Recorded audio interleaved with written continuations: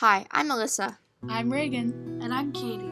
And our topic is public school funding issues. Why is there unequal funding in public schools? This has been the rising question in recent news. The answer is simple.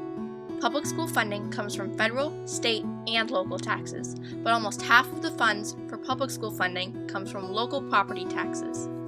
This is why the system generates large funding differences between communities in poverty and wealthy communities. These differences exist within states and even within different districts. The graph shown gives us a good idea of how funding is really happening. The graph shows the difference from 2011 to this 2012 in money spent per student. As you can see, majority of the funding per student has gone The only 3 states that have gone up in funding is Massachusetts, Maryland, and South Carolina. Wisconsin and New York have the most funding change, with $635 and $585 less than the year before. This means that in Wisconsin, each student will be $635 less on things they need than last year. This funding change affects the student in more ways than you may think. A student that has more of the things they need provided for them equals a happier and better student with less stress put on them to overcompensate for the funding loss. I think we've all noticed a couple things in various situations. I think mainly in the arts and music. Also in the tech. As you can see, unequal funding is the main cause of school funding issues. We believe that in order to have a decent amount of funding for each school in the United States, there should be equal funding throughout. This does not mean that a school in a small state, such as Rhode Island, should have the same amount of funding as in a large state, such as California. We think it is best if schools don't base their funding mainly on local property taxes, but on state taxes overall. The taxes for school funding that was collected should then be equally distributed throughout schools in the states. The 2016 presidential candidates should enlighten more on the unequal funding situation, because even if we only begin now to solve little bits of unequal funding, it could help the future of local public schools in a large way. Statistics shows that we've had about a doubling in the student population since 1950, and yet the number of total school personnel has gone up by about 400%, teachers only 250%, but the number of non-teaching staff has increased by 700% over that same period, when the number of students has only just about doubled. The clip showed why many teachers are getting let go from work because of the funding for schools dropping. The schools are using the money they get for funding to hire so much more non-teaching staff, about 700% to be exact, but more teachers are being let go than hired. The student increase is there, but not so many kids that there needs to be so much more non-teaching staff.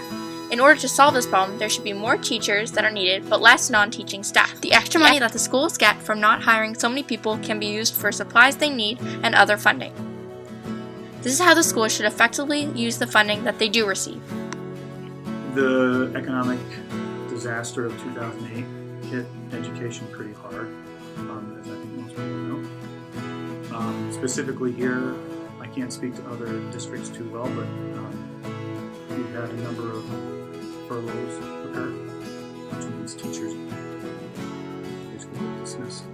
Not based on teaching experience or ability, but just simply based on budget cuts. That's affected our scheduling quite a bit, our ability to provide certain courses. The main issue is that some schools feel like they are not funded enough, while others feel like they are funded sufficiently. Along with this, many homeowners are feeling the pressure of property taxes, and some have even had to leave their homes because of the high property taxes. Troy Michelle, it's a debt that equals less than $2,000. Deborah Kelly says she paid cash for her home, but it now belongs to the county. She has until Friday to convince a Kalamazoo County judge that she was never properly informed that she was in any danger of losing her house. If she can't, she'll lose everything she owns. My life savings are wrapped up in this house. My children's future is in that house. As you can see, the schools need to learn how to efficiently use the funds they get by focusing more on teachers and students. They should host more fundraisers and get people in the community involved, because if we are paying so much property tax, where is the money going? People's pockets. That's where the money is going. It is not being used in ways it should be. We need to get the communities together in America and make sure that our hard-earned money is going somewhere other than to the school union's pockets. Because some of it is not going to the students, the schools, and the hard-working teachers. The funding needs to be based mainly on state taxes, and even though it will be hard, because many of the overfunded schools will become less funded, America will benefit from it. All schools will be decently funded, not just some. We believe this is a large issue that the candidates should be focusing on, because schools are where the youth go, to grow, to be educated, and someday we will be your leaders. If we could only figure out a way that then the students will become so much better adults in the future.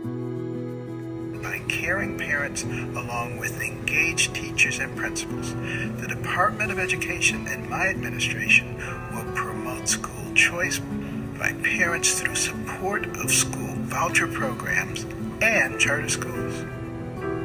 We want every child in our country, not just the granddaughter of a former president or a former secretary of state, but every child to have the chance to live up to his or her God-given potential. Please join me in that mission. Let's do it together. Thank you all so much.